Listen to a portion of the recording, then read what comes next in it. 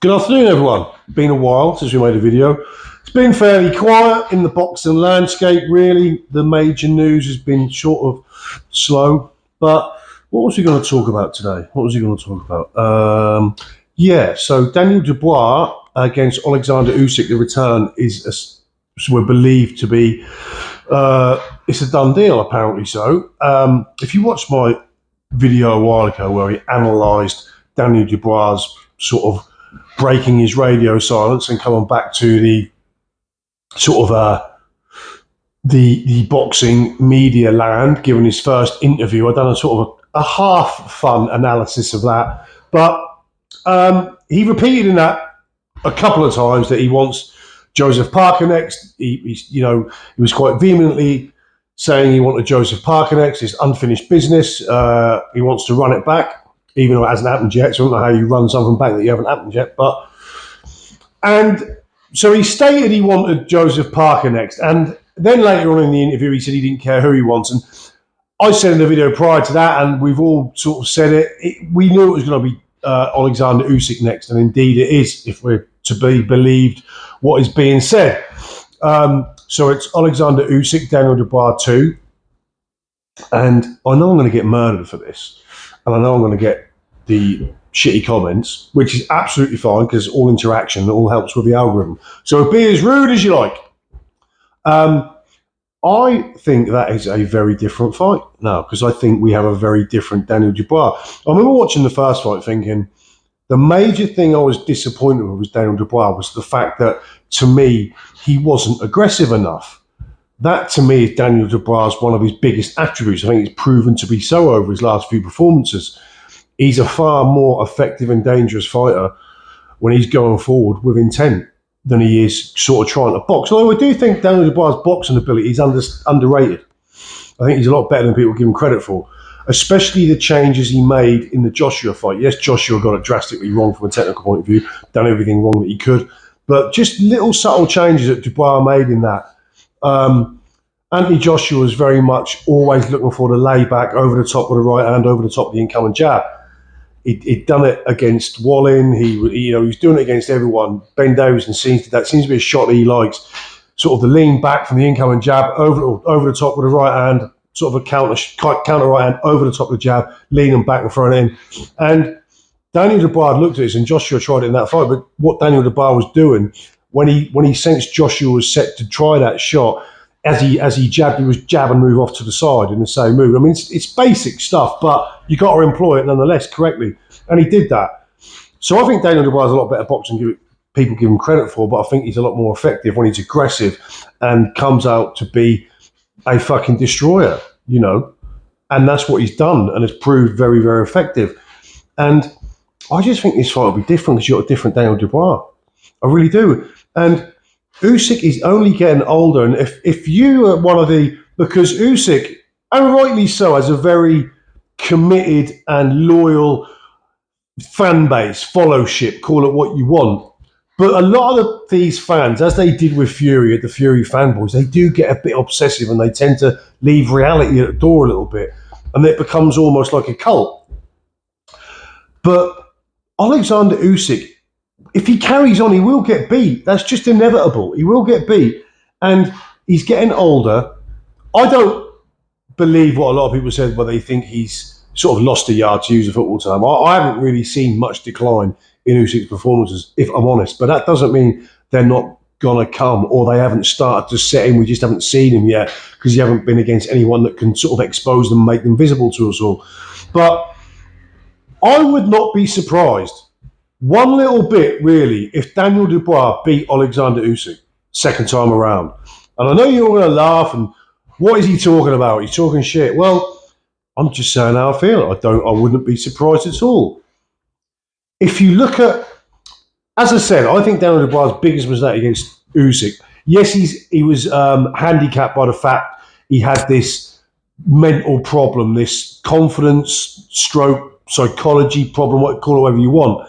That seems to be gone, and with a Dubois who boxes the way he did against Joshua, or at times against Jarrell Miller, who is just relentless. Because we've seen it in Usyk's many fights. When you see Usyk, and as a professional, he hides this stuff very well. When he gets hurt, he will disguise it very well. But you can often see by the way that he will get on his bike a little bit and buy time to recover. So he does like to take breaks, and he likes to be the orchestra, or he likes to orchestrate the fight, shall we say. But if you put it on him every moment you can, like Dubois can, and I'm sure he probably will do this time, I'm not going to break that down. I want to look into that more closely as we get towards the fight and do a proper breakdown. But just, I won't be surprised. I will not be surprised at all if Daniel Dubois beats Alexander Usyk second time around. As crazy as that may sound, Alexander Usyk's beatable, and if he carries on, he will lose at some point. I've no doubt. I also heard a lot of talk this week on a few channels about how, do we question Usyk's kind of record at this point at heavyweight because he's only fought? So let me just. So he's done Chisora and Witherspoon early. He's had the 2 against Joshua, 2 against Fury, and this will be 2 against Dubois. So it's a lot of rematches. A lot of his fights at heavyweight have been kind of about against the same guy, and should that devalue his achievements at heavyweight? I'm not so sure it does, because I like returns and I like trilogies. But there is a point in the argument that he hasn't fought that many different bodies. He's had a lot of rematches, albeit the rematches have been against who are considered the top guys. So I don't have a problem with it per se. I'm a fan of rematches. I'm a fan of trilogies. That's what makes the stuff a legend in boxing. But there is an argument out there that a lot of people are sort of questioning the fact that Usyk is having a lot of rematches and a lot of, this will be a trilogy. But so be it. It doesn't bother me that much. Like I said, I'm a fan of rematches, fan of trilogies and all that. And I won't be surprised if Joseph Parker boxes on this same card. And then it'll be winner v winner, you would assume, wouldn't you? But yeah, so much for Daniel Dubois saying that he wants Joseph Parker next. That obviously was not the case. But I also did say in another video that Daniel Dubois is someone who's very much controlled and told what to do. So maybe he really did want Parker next. But I don't believe that, because if I was Daniel Dubois, I would want to overturn the defeat, and I'd want to overturn it against who is considered to be head and shoulders above everyone else and the world number one, which is Alexander Usyk. So I'm not surprised. Just don't keep saying you want Joseph Parker next, because you probably don't, and you probably shouldn't. You probably want him next after if you believe you're going to defeat Alexander Usyk. Also, what I want to talk about was the picture of Conor Benn. I'll try and put it in the thumbnail if I can find it, but I'm sure you all see it. It was a picture of Conor Benn in Spain, or where he's doing his camp for Chris Eubank Jr. And it was a lot of people on videos about it, with like the headline of Conor Benn looks huge, Conor Benn looks huge, question mark, all PDs, all that sort of stuff. But I just want to talk about, I'm sure most of you know this, but just the reaction to that photo indicated to me that a lot of people didn't. Now, first of all, he is standing at a side on. Now, if you do that, especially if you're shirtless, you will see a lot of size, because a lot of the size that is, the definition you get from your muscles being lifted, you can't really see that much front on, but if you turn sideways with a right light, it's going to really emphasize that muscle tissue. And also, this is probably the first time Conor Benn is going to have been training in a calorie surplus, not a calorie deficit. Now, there are a few factors to that. So if you're training in a calorie surplus, means you can train harder, you can exhaust you got a lot bigger scope before you reach exhaustion. You essentially, you're going to get more out of your training, your output is going to be bigger, you're going to build more strength, build more fitness, because you've got more fuel to do it and you're in a calorie surplus. Whereas previously, when you're training in a calorie deficit, there's going to be a ceiling to what you can do, and in terms of aesthetics to your body, there's going to be a ceiling to what you reach, because you're going to be working in a calorie deficit. And this is just simply, he's now working in a calorie surplus for the majority of this camp. I've no doubt he'll have a little bit of weight to lose towards the end, because he probably walks around heavier and being in a calorie surplus, but he's going to have built good tissue.